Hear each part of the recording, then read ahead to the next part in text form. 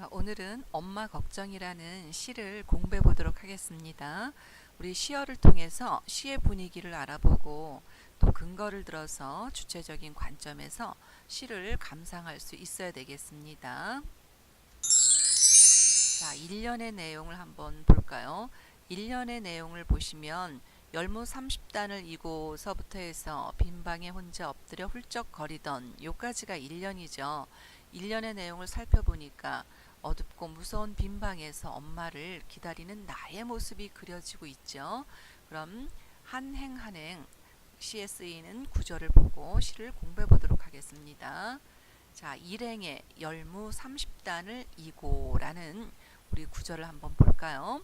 열무 30단을 이고.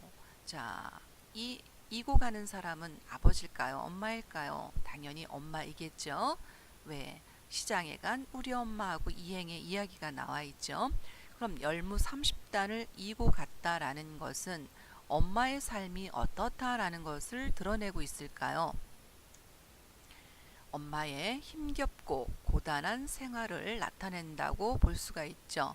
힘겹다, 고단하다. 자, 한 단도 아니고 30단을 이고 갔어요. 얼마나 무거울지 상상이 되죠. 그리고 이고 갔어요. 수레를 끌고 가지도 않고요. 화물차에 싣고 가지도 않았습니까?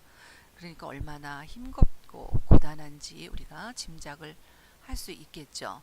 가난했던 어린 시절을 상징한다. 자, 이 열무 30단을 이고 간 것이 어린 시절을 상징한다는 것은 우리 그 이연에 보면은 아주 먼 옛날 지금도 해서 이거는 가난했던 어린 시절을 화자가 회상을 하고 있다는 것을 알 수가 있죠. 그래서 엄마의 고된 삶에 대한 이야기를 회상하는 장면으로 첫 번째가 되겠습니다.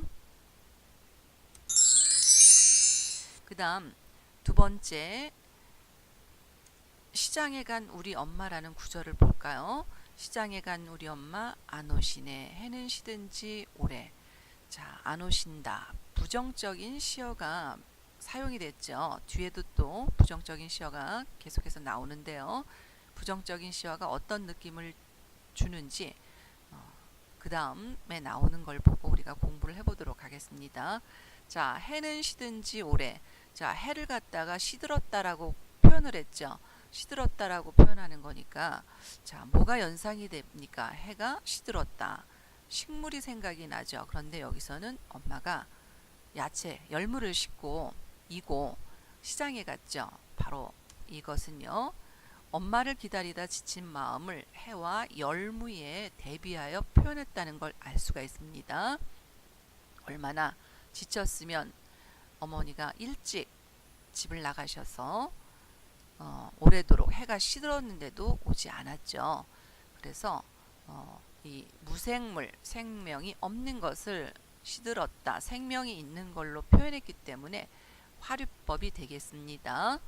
그리고 분위기는 시들었다, 어둡고 무거운 분위기가 바로 여기서 연출이 되고 있죠. 그 다음 나는 찬밥처럼 방에 담겨. 찬밥. 자, 여기 나라는 사람이 나오게 되죠. 자, 나라는 사람이 나왔습니다. 자, 요 나는 이 시에서 말하는 사람, 그래서 화자라고 합니다. 이 시에서 말하는 사람 화자예요. 찬밥처럼, 우리처럼, 듯이, 같이 이런 것을 이용해서 빗대어 표현하면 이것이 직유법이 됩니다. 찬밥처럼 방에 담겨. 자, 찬밥이라는 건 따뜻한 밥에 비해서 굉장히 부정적인 시어고 어떤 느낌이냐? 찬밥이랬으니까 당연히 차갑고 추운 느낌이 들겠죠. 그래서 홀로 엄마를 기다리는 나의 처지를 찬밥에 비유했는데요. 찬밥이라는 것은 우리 피부 감각을 통해서 느껴지는 심상이라서 촉각적 심상이 되겠습니다. 피부를 통해서 느끼는 심상을 촉각적 심상이라고 합니다. 그 다음에 자, 찬밥처럼 방에 담겼다라는 건 누군가가 돌봐주는 사람이 있다는 걸까요? 없다는 걸까요? 전혀 없다는 내용이죠. 돌봐주지 않았던 화자의 서글픈 모습이 담겨 있죠. 홀로라는 것은 뒤에 보면은 빈방에 혼자 엎드려라는 19절하고 연결해서 보시면 이 집안에서 엄마를 기다리는 사람은 화자인 나밖에 없다는 것을 알 수가 있죠. 그 다음 아무리 천천히 숙제를 해도 숙제를 왜 천천히 했을까요? 어머니를 기다렸겠죠. 이런 천천히 기다린다는 거는 어머니가 시장에 나가서 물건을 팔고 열무를 팔고 야채를 팔고 평상시에도 늦게 왔겠죠. 그래서 어머니를 기다리는 시간을 무언가를 하고 있어야 됐죠. 그래서 숙제를 빨리 해도 되는데 천천히 했던 것입니다. 바로 이렇게 엄마를 기다리는 시간이 그만큼 길다는 것을 의미를 하겠죠. 그 다음 엄마 안 오시네. 배춧잎 같은 발소리 타박타박. 부정적인 시어가 두 번째 또 나왔죠. 안 오시네 안 오시가 내가 반복이 됐어요. 부정적인 시어가 반복이 되면서 얻는 효과는 뭘까요? 반복한다는 것은 강조를 할 때 우리가 반복법을 많이 쓰죠. 여러분들 뭔가 강조할 일 있으면 한 번 이야기해서는 안 되죠. 여러 번은 반복을 해야 돼요. 그래서 강조를 했는데 뭘 강조를 했을까요? 바로 화자가 오지 않는 어머니에 대해서 안타깝거나 절망감 이런 것들을 반복을 통해서 강조했다는 것을 알 수 있죠. 그 다음에 이런 반복을 통해서 반복이라는 것은 리듬감을 형성을 해요. 리듬감이란 뭐냐? 운율이죠. 운율이 느껴지는 부분이 되겠습니다.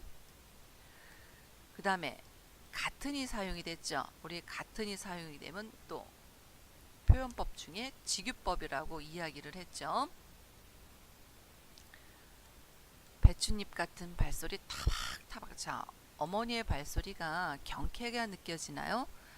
아주 힘들어서 지친 듯한 어머니의 소리를 시각적으로 표현했죠. 시각적으로 표현했다는 것은 발소리를 배춧잎 같다라고 표현을 했어요. 그래서 공감각적 심상이 되겠습니다.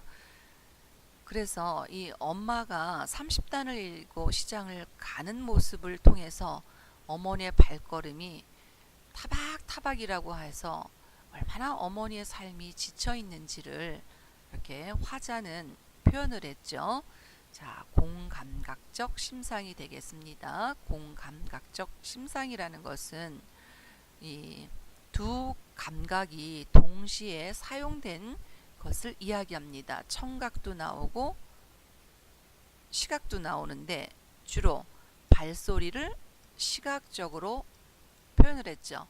그래서 이거를 청각의 시각화라는 말로도 표현을 합니다. 청각의 시각화.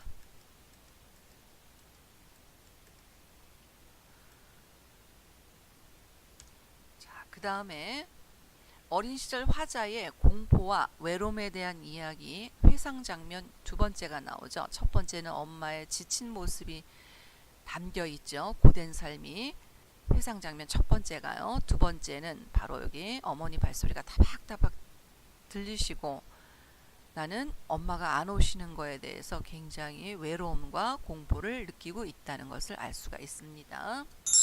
그 다음 안 들리네. 안 들리네는 어떤 느낌이 듭니까? 안 들리네. 바로 화자의 심리가 나와 있는데요.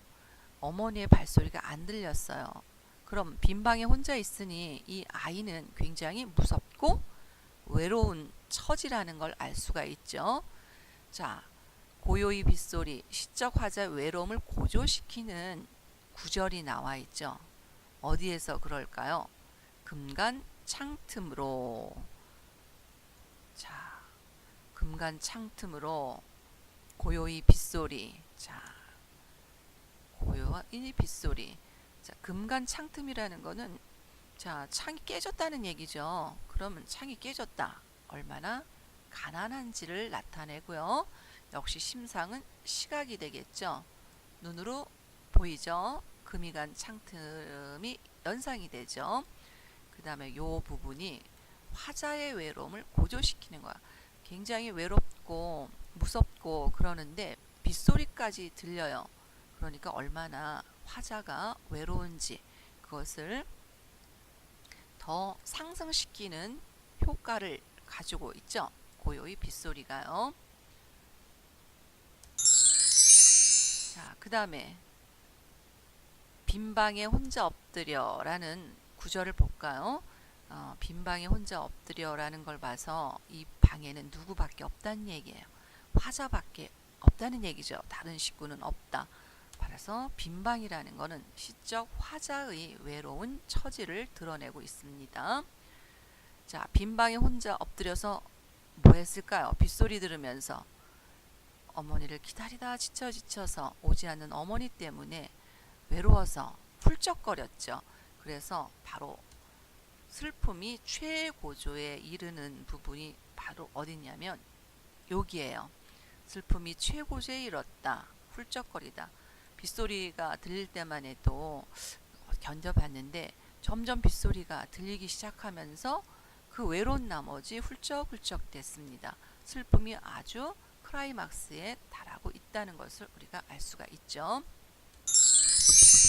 자, 그 다음에 시적 화자가 어른임을 알 수 있는 부분이 아주 먼 옛날. 자, 그러면 우리 1년에서 빈방에 혼자 엎드렸던 훌쩍거리던 이거는 어른이 훌쩍거렸다는 얘기는 아니죠. 바로 지금 화자는 지금이죠. 이거는 아주 먼 옛날 지금 현재 지금 회상을 하고 있습니다. 이 어른이 과거에 유년 시절을 회상을 하고 있는데요. 빈방에 혼자 훌쩍거리던 그 옛날 유년 시절을 생각하니 굉장히 외롭고 쓸쓸했어요. 지금도 그때를 생각하면 나는 어땠을까요? 내 눈시울이 지금도 어떻다랬냐면 뜨겁게 한다고 이야기를 했죠. 어린 시절을 회상하며 서러움과 슬픔을 느꼈다. 뜨겁게 한다. 우리 피부를 통해서 느끼는 심상, 촉각적 심상이 되겠습니다. 자, 우리 1년은 과거가 되겠죠. 바로 화자가 어린 유년 시절 이야기가 나오고 요거는 어른이 돼서 생각을 했다라고 현재, 그래서 과거에서 현재로 시간적 흐름을 가지고 있는 시라는 것을 알 수가 있습니다. 자, 이제 마지막 구절. 그 시절 내 유년의 윗목. 그 시절이라는 건 바로 화자의 어린 시절이 되겠죠. 자, 윗목이라는 거 우리 1년에 찬밥이라는 시어가 나와 있죠. 바로 윗목, 윗목은 아랫목하고 반대가 되죠. 그러면 아궁이에 불 때는 옛날 시절에 윗목이라고 한다면 온기가 느껴지지 않는 차가운 곳이에요. 그래서 차가운 윗목의 느낌을 통해서 가난했던 어린 시절을 드러내죠. 그래서 이것도 촉각적 심상이 되겠습니다. 촉각적 심상이 되고요. 1년의 찬밥과 비슷한 의미가 드러나고 있습니다. 자, 엄마는 어떤 형편에 살고 있느냐? 어려운 가정 형편에 나를 키우기 위해서 열무 30단을 이고 시장에 내다가 파는 그런 엄마가 처지가 나와 있고요. 나는 그런 엄마를 홀로 기다려야 하는 외로운 그런 처지가 드러난 시입니다. 오늘의 영상 강의는 여기까지입니다. 이상입니다.